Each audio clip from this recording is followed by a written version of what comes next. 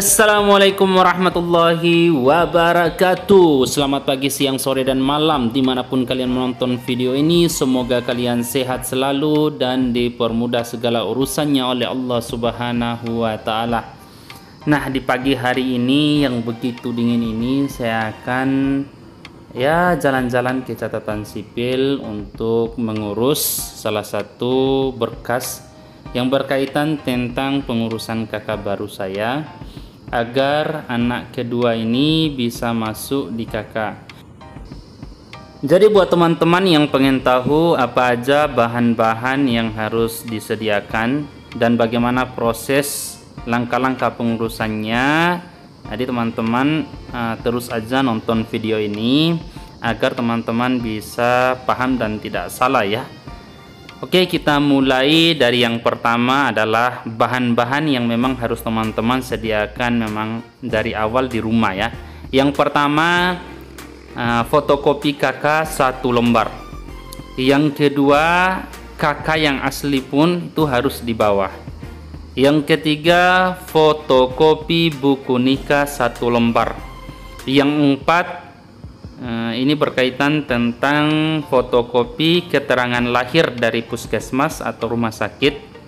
Biasanya ada di buku KIA ya.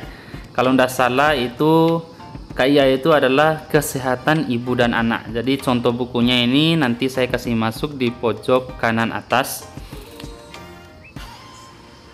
Oke, jadi modelnya seperti ini. Tapi kalau misalnya teman-teman pengen buat kakak baru karena memang teman-teman baru selesai menikah, maka bahan-bahan yang harus teman sediakan yang pertama adalah fotokopi KTP suami dan istrinya.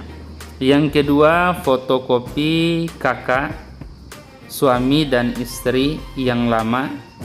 Yang ketiga, fotokopi buku nikahnya, itu wajib ya.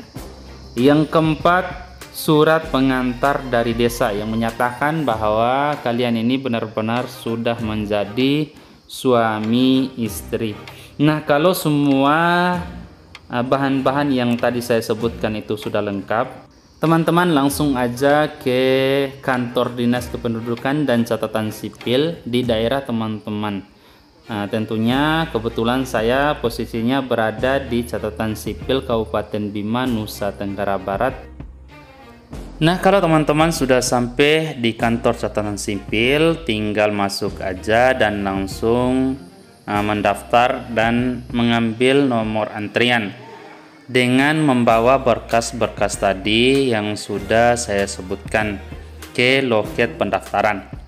Nah, di sini teman-teman paling ditanya tentang apa yang ingin diurus dan bahan-bahannya sudah lengkap atau tidak. Nah, kalau memang sudah lengkap dan teman-teman sudah daftar dan mendapatkan nomor antrian, teman-teman tinggal tunggu di ruangan tunggu yang memang sudah disediakan oleh kantor catatan sipil. Duduk santai dan tenang saja di situ sampai ada pemanggilan berikutnya. Oh ya, saya hampir lupa. Teman-teman jangan menggunakan calo ya. Karena semua pengurusannya di sini itu gratis dan cepat sesuai dengan nomor antrian teman-teman.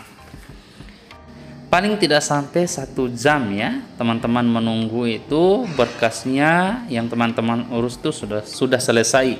Daripada menggunakan calo itu biasanya dengan harga kisaran 50 sampai 100 ribu. Lebih baik uangnya teman-teman makan nasi atau bakso di kantin yang ada di samping kantor catatan sipil, sambil menunggu panggilan untuk mengambil berkas yang sudah selesai diurus. Oke, saya rasa video hari ini cukup sampai di sini. Semoga video ini bermanfaat. Lebih dan kurangnya saya mohon maaf. Wassalamualaikum warahmatullahi wabarakatuh.